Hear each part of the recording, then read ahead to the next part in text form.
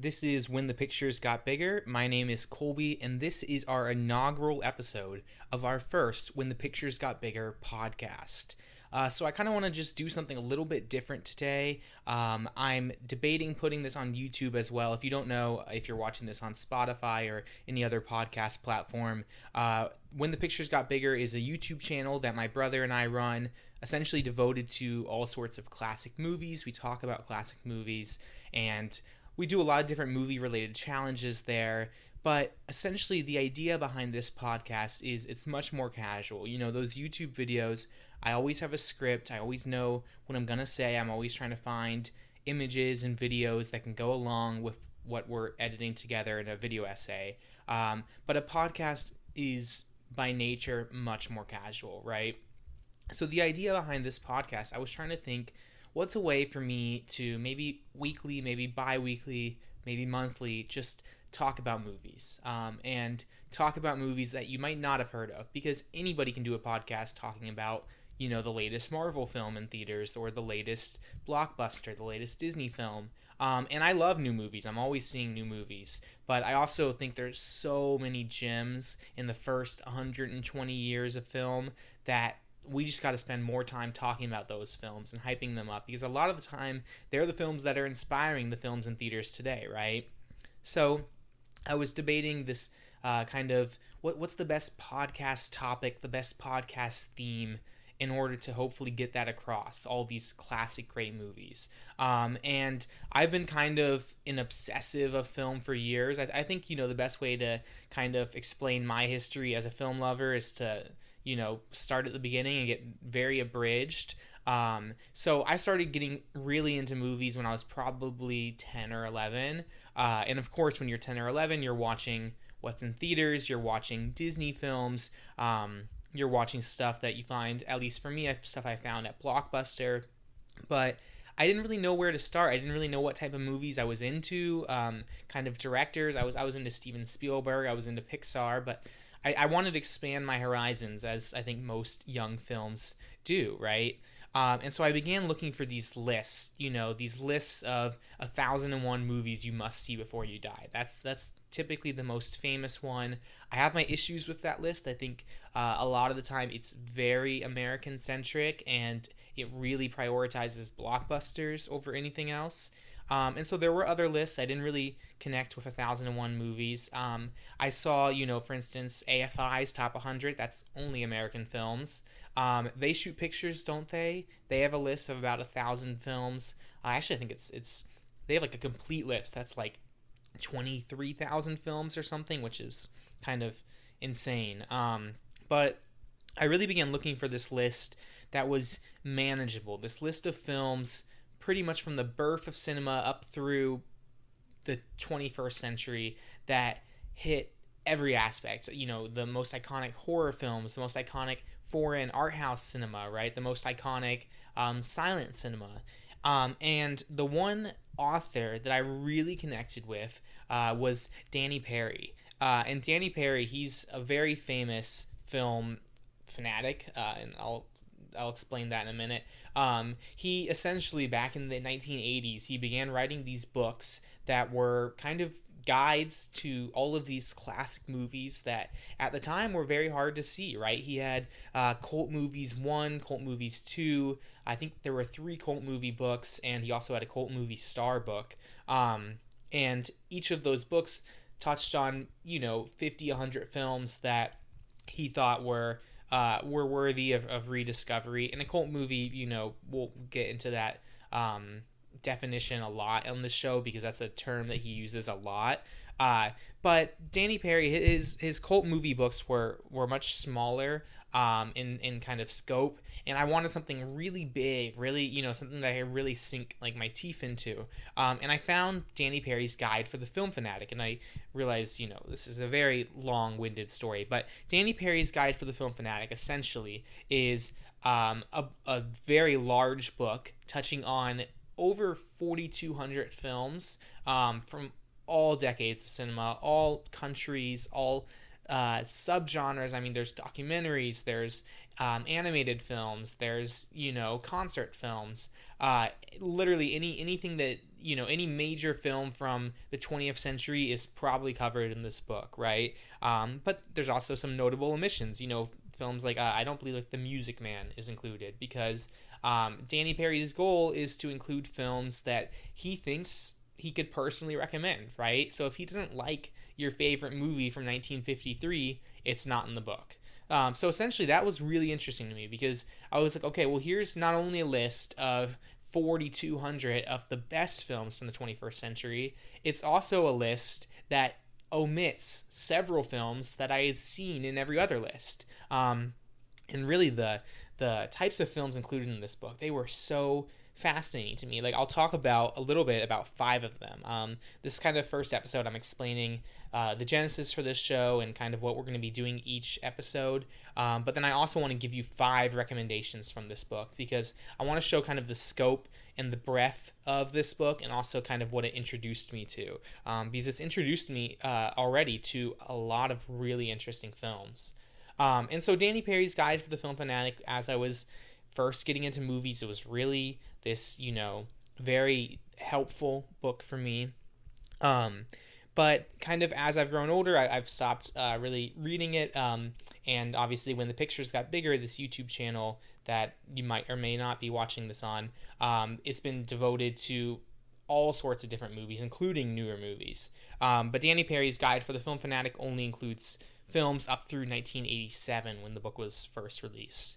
And anyway, to make it a long story short, the idea of this podcast specifically is each episode, as a young movie fan, I'm going to be going through a very specific, small crosshair section of Danny Peary's book. I'm going to be looking at anywhere from maybe 5 to 10 to 15 films each episode, and each of them is going to be included in that 4,200 book list. I mean, Danny Peary's Guide for the Film Fanatic, it has a checklist of 4,200 films at the back, so it's kind of, it appeals to that, that neurotic collector mind in me and in a lot of movie fans where you just are like, I have got to see it all, right?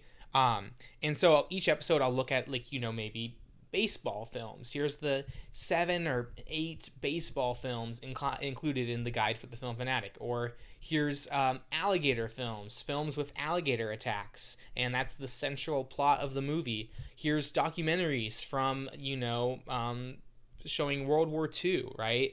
And I'll pick some really fun ones. I'll look at, actors, directors, maybe the films of Woody Allen in one episode, and that could be an interesting one. The idea is pretty understandable, I think, but I'm also going to try and bring on guest hosts. So if you're watching this and you feel like there's one very specific genre or a very specific small section of film that you're an expert on, let me know, because I'd love to go through those films with you. Obviously, I'd be watching them for the first time. You may have already seen them. But the idea is this is going to be a lifelong show, right? A lifelong obsession of going through this book. It might take me 20 years to get through all of these movies. It might take me 30 years to get through all of these movies. But I already have the first 5 or so episodes planned out. I really am excited by a lot of these small themes that I've already been able to come up with. And I think it's just going to be a lot of fun. I think it's going to be a super cool, unique show, and I'm going to be talking about the movies very openly, right? I'm not going to love every movie included in this book. In fact, of the 5 I'm going to be talking to you about today, the first 5, there's one that I don't like at all, actually. Or that's not exactly true. There's one that I'm not a huge fan of. I think it's maybe should not be considered the classic that it is. But we'll get to that. But I just wanted to give you 5 films kind of to get you started in this book, right? If you want to come along on this journey with me, next episode we're going to be looking at a very specific director and his 8 films in the book. But this episode I want to give you 5 films that really show you the breadth of Peary's book and the breadth of the titles included in this book. And I actually think you're going to like all 5 of these films. So the first film that I thought, well, interestingly, I mean, I'm making this a Letterboxd list. If you don't follow me on Letterboxd, you definitely should. I have a ton of interesting film reviews over there, and I love making lists on Letterboxd.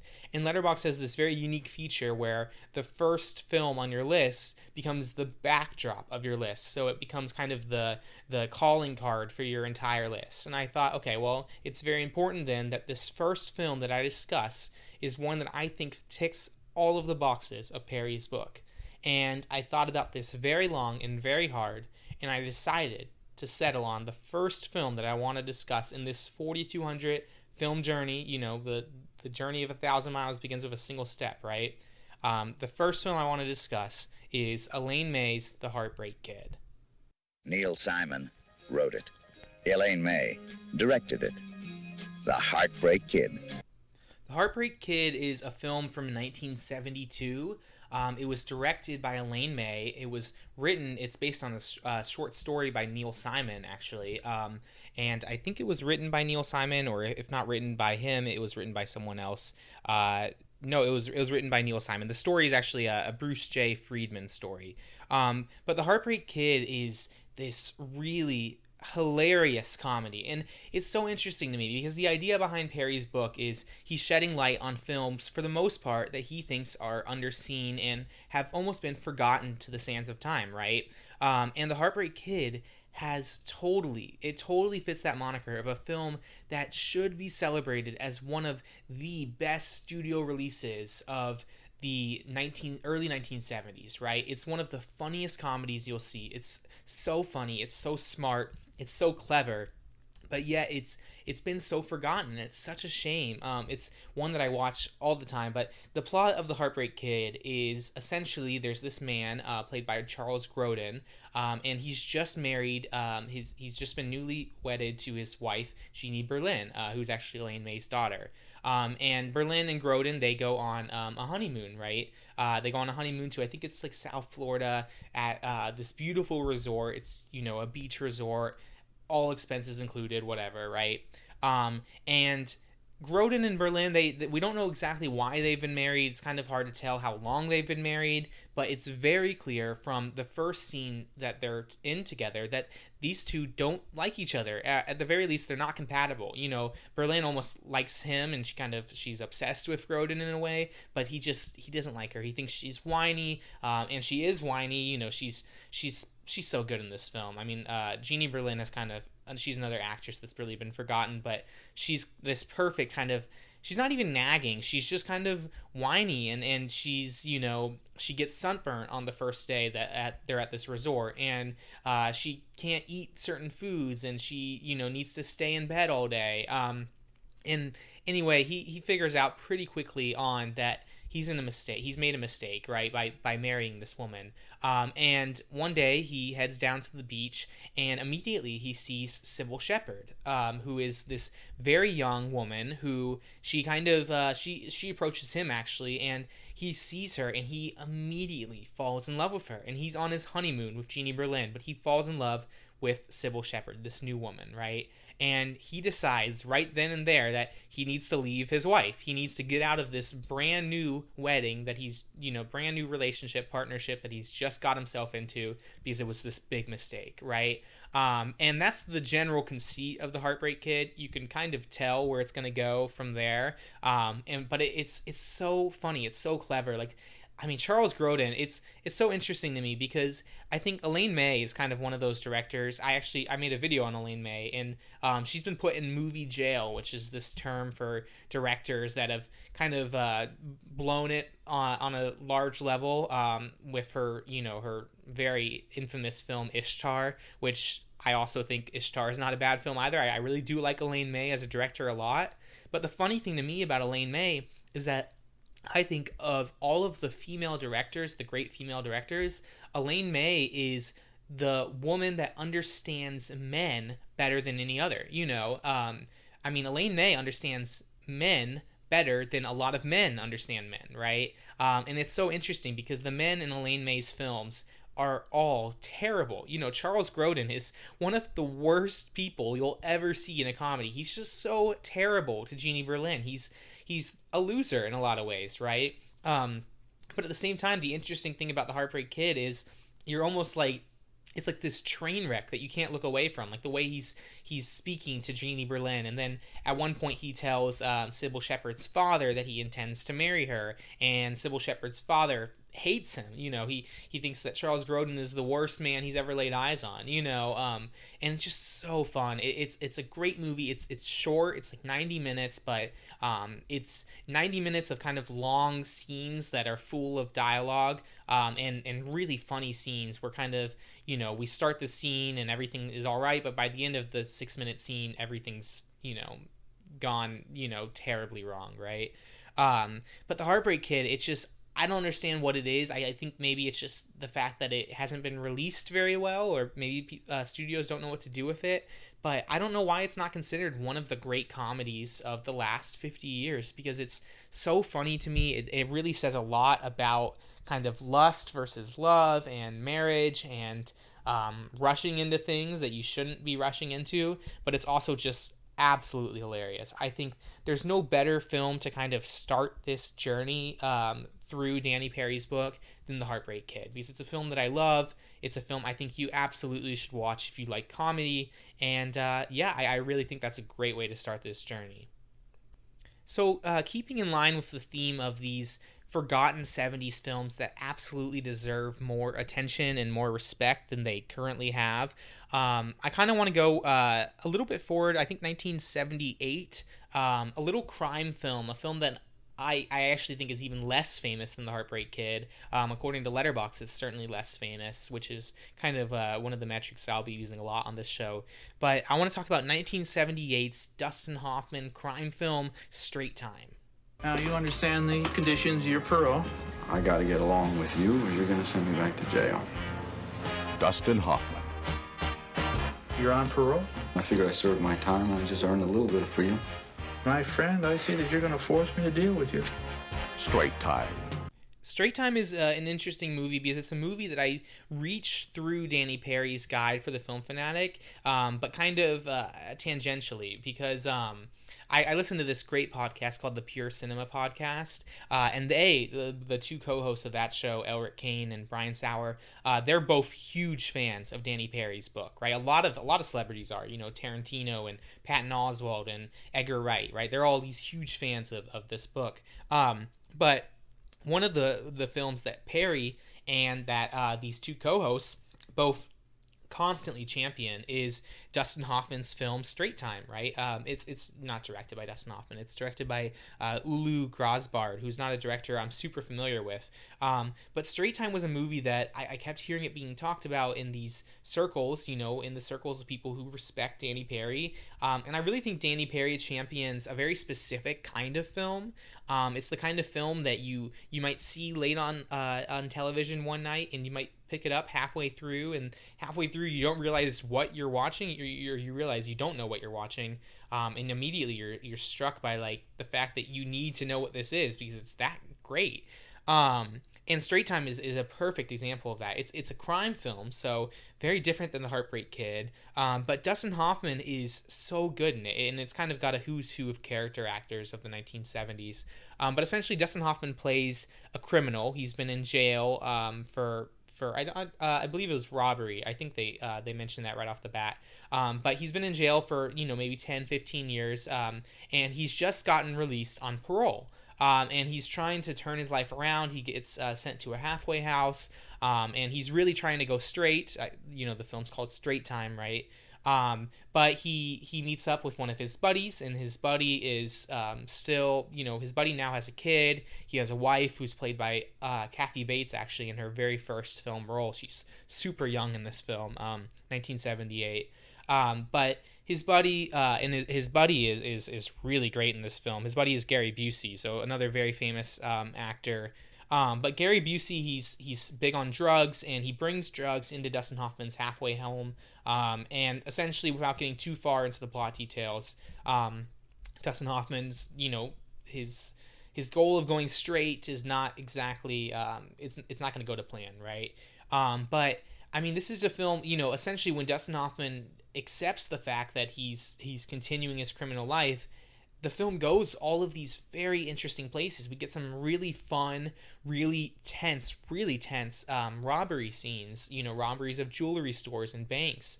And the guy who helps Dustin Hoffman rob these jewelry stores and banks is Harry Dean Stanton. And Harry Dean Stanton is one of the great actors of all time. I mean, he's most well known probably for Paris, Texas, but he's just this absolutely incredible actor in everything I've ever seen him in.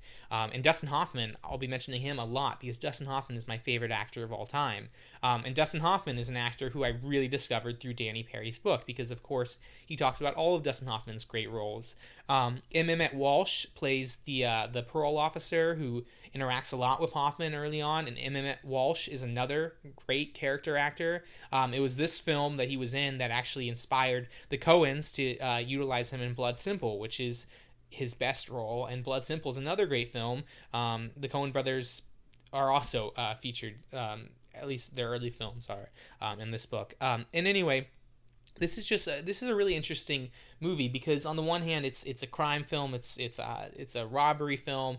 Tarantino clearly took a lot of inspiration for Reservoir Dogs, but at the same time, it's much more kind of about the question of whether or not criminals can ever truly be reformed, or if a life of crime is chose very young, and it follows you to death, right? And I mean, these three men, Gary Busey, Harry Dean Stanton, and Dustin Hoffman, they all three kind of take on different ideas of that same message, but it's just so interesting. I mean, Dustin Hoffman is maybe at his best here, which is like, how can I choose between this and all of his other great roles, right?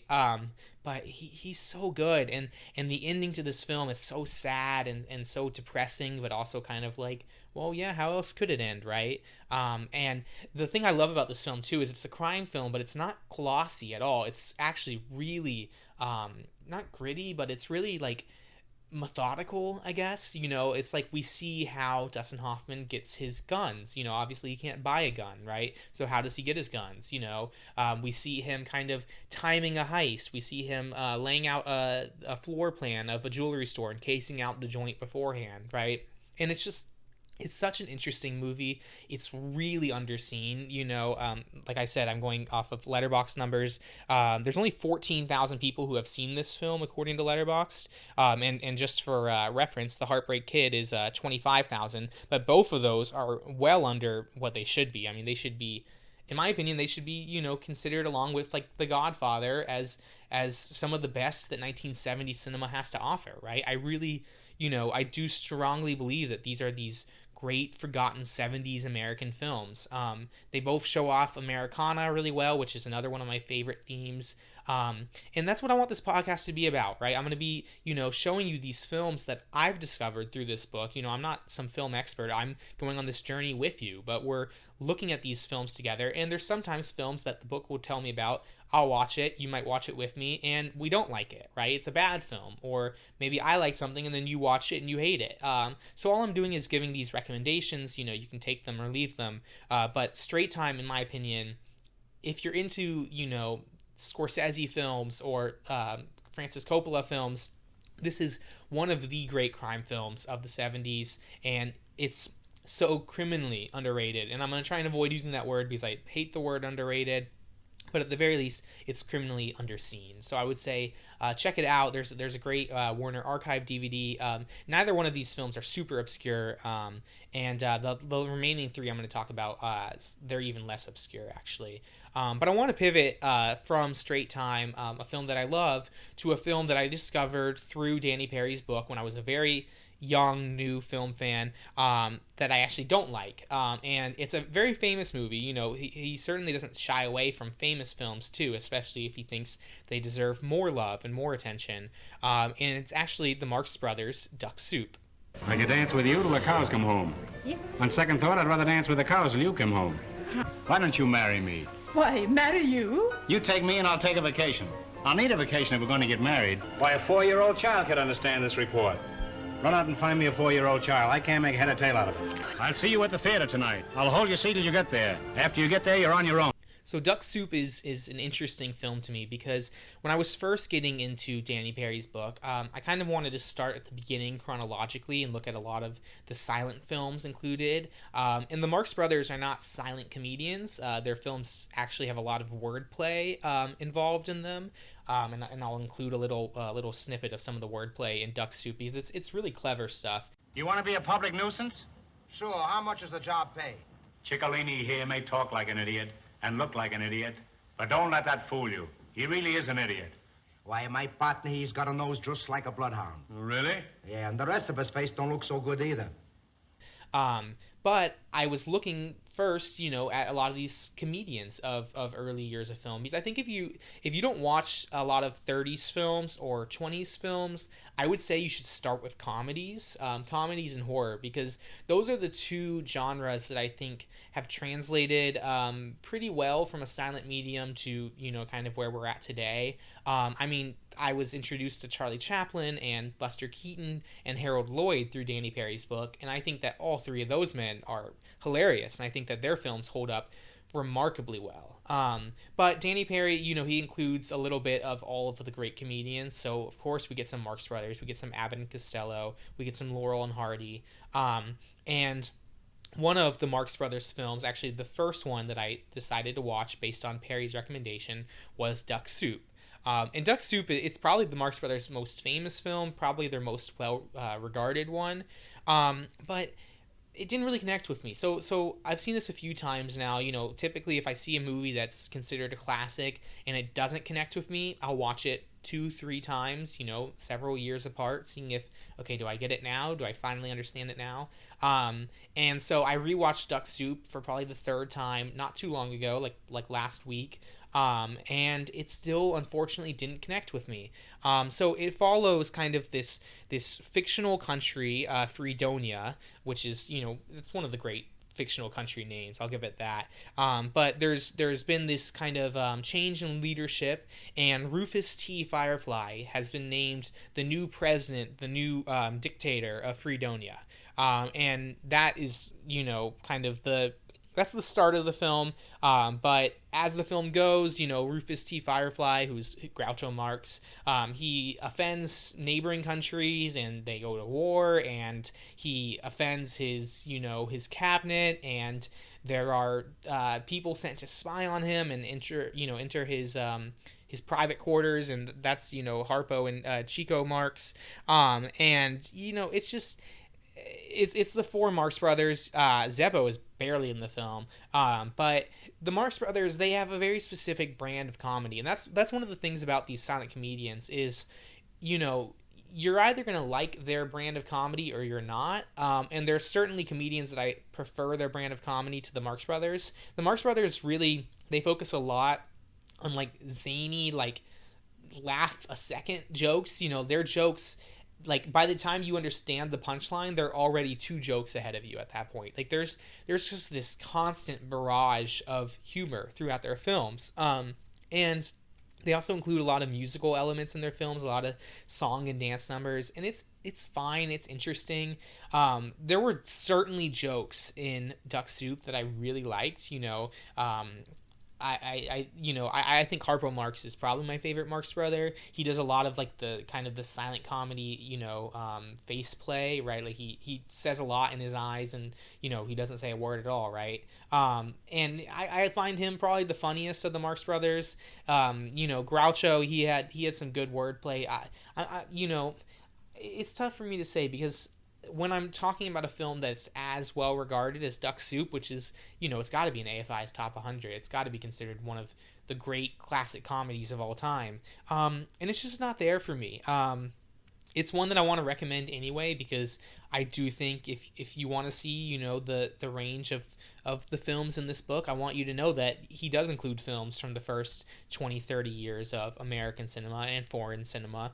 And Duck Soup is a great film to a lot of people. It's just not quite a great film to me. And I think, as we go on through different episodes, I might have an entire episode devoted to the 4 Marx Brothers films that Danny Peary thinks are worth watching, and I'll rewatch Duck Soup again then, and I'll see if it finally, does connect with me at that point. Or maybe, hypothetically, I'll have an episode based on silent comedies, and I'll have a guest star, and the guest star will mention Duck Soup, and they'll speak of it incredibly highly. But it's not a bad film. In the 90 minutes, or actually it's shorter than that. It's only 60 minutes, which that's nice. It's 70 minutes, according to what I have here. But I laughed 5-10 times. There's a really funny bit where Groucho is trying to, he's trying to get from his palace to this meeting that he has to attend, and he can't seem to, like, every time he tries to get into his motorcycle to drive to the next location, Zeppo Marx, who is like his chauffeur, drives without him and leaves Groucho stranded at the footsteps. And it's funnier than I'm making it out to be. Obviously Duck Soup has that really famous bit where Groucho is like looking at the mirror, or at least he thinks it's a mirror, but it's actually Harpo and Chico, and they're kind of mirroring his movements. It's a pretty famous scene. If you're watching this on YouTube, I'll include the scene here as I'm talking as an overlay. But Duck Soup was just a movie that, again, I've seen it 3 times now, probably 5 years apart each time, and it's one that hasn't fully connected with me. I understand why it's included, and I appreciate that Peary is including famous films, because it really paints this very complex, very complete tapestry of the great films of the first century of cinema. But it's one that I haven't really ever been able to fully connect with. But I still wanted to recommend it here just because I just rewatched it, and I do think it's a good example of kind of what we have to work with here when it comes to famous films. But the last 2 are films that, again, both of these I discovered through Peary's book, and both of them I think are really fun. So next up, we're going to pivot entirely from comedy to the other genre I was mentioning, which is a great early film genre, and that's horror. Stop it! You're obsessed about this bloody plumber. You don't believe me. You are amazing, Trying to dump me in. I know what you're doing. Well, that's good, because I don't know what you're doing. I'm going to get you out of my flat. You're fat! Mad. And that little audio cue was for the 1979 film The Plumber. So The Plumber, this is one of the films that I fully discovered through Danny Peary. So when I was first getting into movies, as I said, I was reading Danny Peary's guide a lot, and one of the films that he mentioned was The Plumber, and I thought that was an interesting title. I don't know what it was that really connected with me and made me want to seek it out. But The Plumber it's a very quiet, short horror film. It's also about 70 minutes only. It's directed by Peter Weir, who's the guy who would go on to do The Truman Show. So famous director, certainly. And he's done a lot of really interesting movies. Picnic at Hanging Rock is another. But The Plumber is a horror/thriller film. It's almost more thriller than horror, but essentially the conceit is that there is a husband and a wife. They both are researchers who work at their local college, their local university. And one day, while the husband is out at giving a lecture, his wife is staying at home and she's working on a research project, and a man comes to their door and he says that he's the university plumber, and he's been sent to say that they have some plumbing issues in their apartment, and he's been sent to fix it, right? And so the woman, she's kind of a little surprised, a little taken aback at first, but she lets the plumber in, and he's this very strange man. He's really, I mean, he's a super interesting character. He's played by Ivar Kantz. I'm looking at my notes here. Who Ivar Kantz? I've only seen him ever in this, but he's this Australian actor who really looks almost like a bear. Like, he's very large, very like domineering. He's very hairy, and he's very gruff. He's very aggressive towards this woman. Her name is Jill, the researcher. But he comes into Jill's apartment. He looks at her plumbing, and he's very odd. He immediately starts hammering away without really taking a look at any of the plumbing issues, and essentially at the end of the day, the house and the bathroom is even worse off than when he got there, right? And so he says, I need to come back the next day. And then the next day he comes back, he's a little more direct. He's a little, at one point he starts saying that he was a former convict, right? And that he would pretend to be a plumber, and he would go into people's house and steal their stuff, right? I was a cat burglar. I used to go in through the bathroom window. I always carried my tools with me. So if anyone surprised me, I could tell them I was a plumber. And so Jill is kind of like, okay, that's interesting. And every day the plumber leaves, and there's more issues going on with the plumbing. And it essentially becomes this very very tense power dynamic where the plumber kind of torments this married couple by essentially destroying their bathroom. And there's some really interesting twists and turns. I'm not going to spoil any movie on this show just because I think that would be kind of very much against what the guide for the Film Fanatic is all about. But it's such an interesting movie. I mean, it's, like I said, it's short, and it's almost a minor film in that it doesn't really, it feels a little bit like a TV movie. You know, there's no like grand flourishes in cinematography or anything like that. And it kind of ends, and the plot points happen when you expect them to. There's no huge, nothing that really makes it stand out other than the fact that it's just this very tense power structure where you kind of wonder, okay, what would I do in this scenario where this man claims to be the plumber? And then Jill, obviously, she tries to research, is he actually the plumber? And things go interestingly right and left there, right? So I don't know. It's one of, Australian films to me, they're very interesting because I think they actually are very different than American films, despite both being in English. And I love a lot of Australian films. I love like Nicholas Roeg. I think he's one of the great directors of all time. And Peter Weir, he's a good director, but he's not my favorite ever. But The Plumber is just this super kind of twisting and turning narrative that I haven't really seen in any other movie since then. And when I was 16 years old watching this for the first time, I was like, wow, this is one of the horror films of my life, right? That I was just getting into horror movies, and I thought I still to this day, I think home invasion films are my favorite horror films because they're the most realistic to me. They're the ones like, oh yeah, that could actually happen, and that's incredibly terrifying. There's a funny little anecdote about The Plumber, which is that The Plumber, whenever Peter Weir released it, not long after, he had issues in his bathroom, right? And he obviously called a plumber to come fix them. And one day the plumber came over, and the first thing he said to Peter Weir was, oh, I watched your film last night, and is that really what you think of all of us? And you'll probably appreciate that more after you watch the entire film, because Peter Weir definitely has some interesting thoughts on plumbers. That's all I'll say. But it's just this really fun thriller. It's not going to blow your socks off, but it's certainly very unlike any other film, I'd say. I haven't seen any other movies that really kind of hit the same beats. And it's super complex, and it's super like fun in kind of a way where you're kind of like, oh, I like where this is going.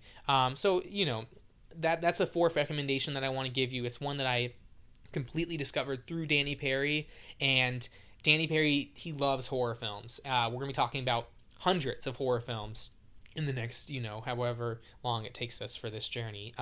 And obviously, he loves Alien, he loves Halloween, he loves Jaws, but there's also a lot of really fun little horror films that I've been able to find through Danny Peary, and I wanted to share one of them with you here today.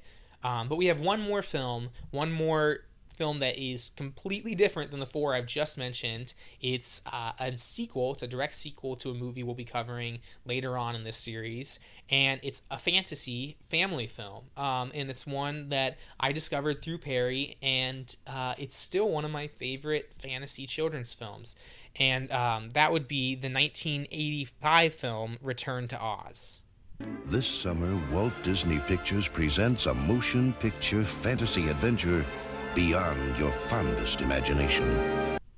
Return to Oz is a really interesting movie. I first want to share that just because I haven't made this clear yet, I did rewatch all 5 of these films before recording this episode. And as we go through to future episodes, even if I've seen a film, I'm going to rewatch it because I believe very strongly in rewatching movies. If you go to my Letterboxd, you'll see I have an issue where I certainly rewatch more than I watch new movies. But hopefully this podcast will actually kind of force me to expand my horizons a bit and watch a lot of new movies that I might not have otherwise. But Return to Oz was a movie that I first watched when I was maybe 9-8 years old. So it was a movie I'd actually seen before I read Danny Peary's book. And it was a film that I got from the library, and Return to Oz, it's a direct sequel to The Wizard of Oz, obviously, and it follows Dorothy about 6 months after the events of Wizard of Oz. Obviously, it was filmed 50 years later. There's a different actress playing a young Dorothy, and she's actually aged down in this, which I appreciate, because Dorothy, she's always read to me as a much younger girl, right? But it takes place about 6 months after The Wizard of Oz, and it's essentially, what if we did The Wizard of Oz, but what if Tim Burton and Jim Henson made it? And, so we have the creepiness of Tim Burton and the puppeteering and the practical effects of Jim Henson. And when I was 8 years old and I rented this from the library, my dad used to take my brother and I to the library every week, and he would allow us to get one movie for every book. And we had to read the book first, and then we could watch the movie, right? So I got some book, probably some Roald Dahl book, and I read it as fast as I could so that I could watch Return to Oz, which was this movie that I saw on a shelf that looked really interesting to me. I was a huge Wizard of Oz fan, and so I thought, okay, this is the direct sequel, right? It's probably going to be more of the same, more of that fun, lighthearted musical fantasy that I love so much. And Return to Oz terrified me when I was a little kid.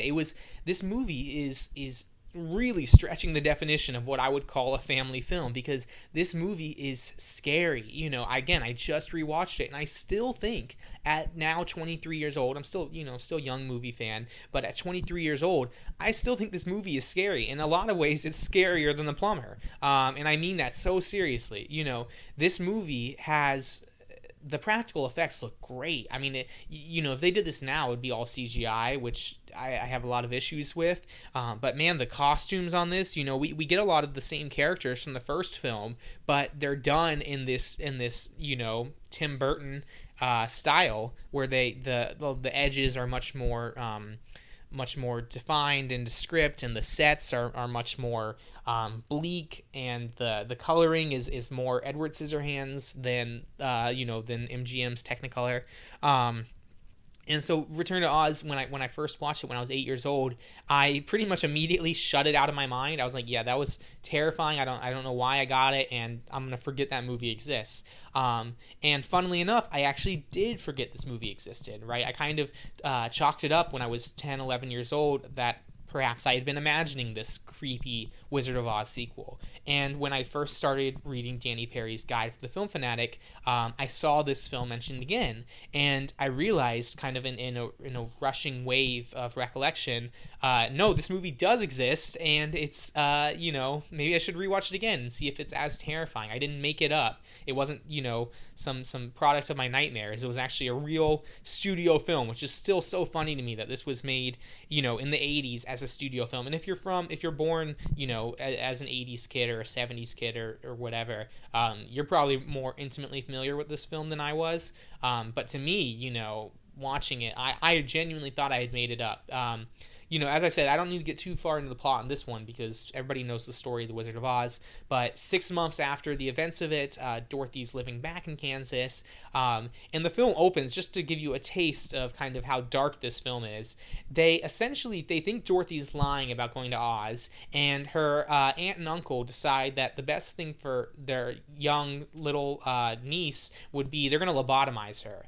They're going to lobotomize Dorothy. They're going to send her away to a mental institution. They're going to tie her down, and they're going to do this procedural, shock therapy. And once she's done with that, once she's kind of a vegetable, then she'll finally be rid of all of this Oz nonsense, right?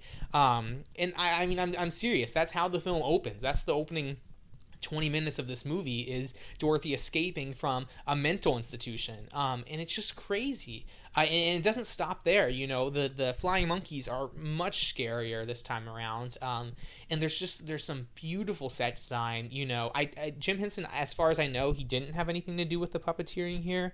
I don't know who did the puppets for this film, but it's really, seek this one out, because this one, even if you're not into comedies or horror or whatever, if you want to show your kids a movie, if you're an adult watching this, and maybe you watched it when you were a kid, Return to Oz is one of those 1980s films, kind of in the vein of Labyrinth or The Dark Crystal, that you're like, yeah, as a studio movie, this is so interesting, and a studio would never take a risk like this today. And I really love that this film was included, because I know, like, there's a lot of people who actually consider this one of their favorite films of all time. There's a lot of people who prefer this to the original 1939 film. And I wouldn't go that far, just because I love the 1939 film. It's one of my favorite films ever made. But I actually really do love this movie, even with all of its terrifying quirks. It's just full of imagination. You know, it's one of the more imaginative sequels I've ever seen, and it's really a sequel in name only, because it takes Oz kind of in such different directions than the Wizard of Oz does. You know, Oz is a nightmare place instead of kind of an oasis, right? And I don't know, I mean, they're a great double feature. You know, one of the things I'm going to do in this series is, not only am I going to recommend films based on a certain theme and rewatch them with you, but we're also going to be looking at double features and triple features. And maybe I'll bring on a guest and I'll give them some homework, you know, and tell them to watch these movies, and then we'll record a little later on and they'll report back what they thought. And I want to make this fun. You know, the idea of going through Danny Peary's book, to me, is expanding my idea of what film can be. You know, I believe very strongly, like what Roger Ebert said, that film is this empathy machine. You know, film is the only medium where I can go 90 minutes with Dorothy in the Land of Oz, and then 90 minutes later I'm at an Australian university and watching a plumber torment a housewife. And so it's this really, you know, film to me it's clearly my favorite medium. It's what I want to do. It's what this channel is all about. And I hope that these 5 films have given you a taste of the journey that we're going to go on in future episodes. The next episode, I'll give you a little taste now. We're going to be looking at the 8 films directed by Frank Peary that are included in Danny Peary's book. No relation between the two. But Frank Peary he's one of the American directors that has been completely forgotten about. Only one of his films really has stood the test of time, and even then it's kind of for all the wrong reasons. And so Frank Peary is a director that has 8 of his films included in Danny Peary's book. So clearly Danny Peary loves the guy, right? Because he only made like 11 films. And so we're going to be looking at all 8 of those films. I'm going to put them in some double features for you, and we're going to have a lot of fun going through this book. There's, you know, like I said at the beginning, the journey of 1,000 miles begins with a single step, right? And so this is not a sprint. This is a marathon. We're going to go through these films slowly. I'm going to talk about them with different people, and I really hope you enjoy coming along for the ride. You know, as for these 5 films, which, again, I'll include on screen here, what did you think of them? Do you like these films? Do you love these films? Do you hate these films? And were there any films here that you haven't seen that you're now going to seek out? Because I think that's what this all is about, ultimately, is about opening people's minds to different movies that they've never heard of that maybe they'll appreciate. And so I hope you enjoyed watching, and I really had a lot of fun, and I'll see you next time.